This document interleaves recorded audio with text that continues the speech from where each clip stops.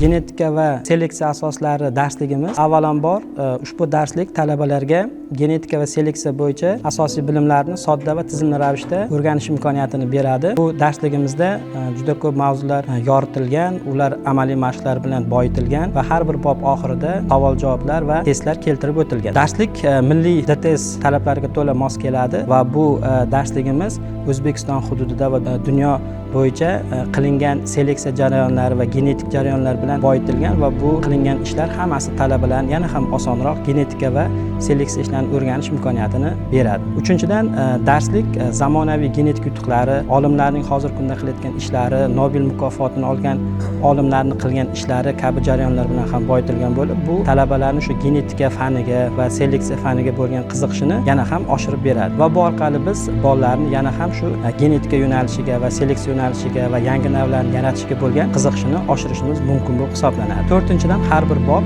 o'ziga xos savollar va interaktiv faol usullar bilan boyitilgan bo'lib, bu usullar yordamida bolalarni genetikaga bo'lgan ishtiyoqini oshirib, ularni bilimini yana ham kuchaytirib olishimiz mumkin bo'lib hisoblanadi. Bu orqali biz o'zimizni TSU talabalarini genetika va seleksiyaga bo'lgan ishtiyoqini, qiziqishini oshirib, yana ham yangi seleksioner olimlarni, genetik olimlarni yetishtirib chiqarishni oldimizga maqsad qilib qo'yganmiz.